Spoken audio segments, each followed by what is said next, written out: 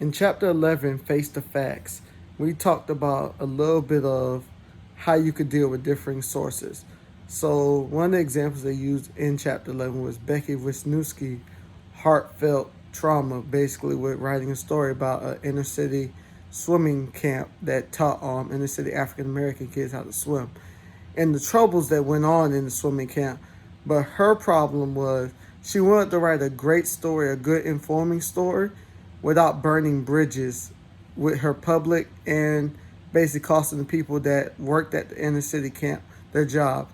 As you could hear, like see in the articles, a lot of the swimming camps in the inner city at that time were basically, low funded, didn't have that many teachers, and it was hard for them to teach the kids. A lot of kids wasn't in tune with what was going on, didn't really want to learn.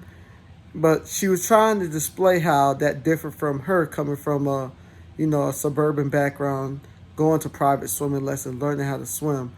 But she also wanted to inform the whole audience about how swimming affected African Americans, saying that African Americans are more prone to dying from swimming and also more prone just to drown in general. African Americans do not like to learn how to swim. And that was something that she wanted to display without burning any bridges, which was something that she did come along to doing, but also struggled with doing at the time. Also, that happened in the story, it was just like how she got different sources. When she first heard about the swimming camp, she heard it was a great swimming camp for people from different online media sources, word of mouth. But when she went and observed for her whole day, she saw that it wasn't as great as it was. So that was basically a differing source that wanted to get people to join the swimming camp, said that it was a great swimming camp, but people who actually been to it and actually sat there and seen it, especially with some of the swimming background, saw that it wasn't as great as it seemed.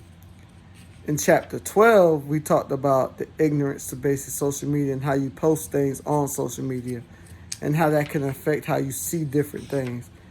In chapter 12, it spoke mainly about how you can use social media like Facebook, Twitter, and Snapchat to display news that happened, while also how news could get different when you get to those outsources. Basically saying don't take your news always from a social media site. As we know now in today's day and age, social media is a big part of our lives. And a lot of news outlets are on social media, like your local news, your big news like CNN, WSVN, that's a local news station, and also MSNBC. But sometimes news get a little clouded when you go from different sources and different sources. Everyone's nowadays are just trying to be the first ones to break the news. And that's a good and a bad thing. You want your news quick and to the point, and want it basically right on time. But when you're trying so hard to be the first one to break the news, you don't always get all the facts. So when you report the news out there, sometimes it's missing facts, missing key information that you don't always have early enough. So in the chat, they were just saying that don't always take everything you see on social media as the facts. Make sure you fact check everything you see on social media. And also as reporters, make sure that we're fact checking everything we're seeing before we put it on social media. We all want to be the ones to break something first, but at the end of the day, journalism and media in general is about being factual and precise. So that's a big thing that happened in chapter 12. And these are my ethic videos.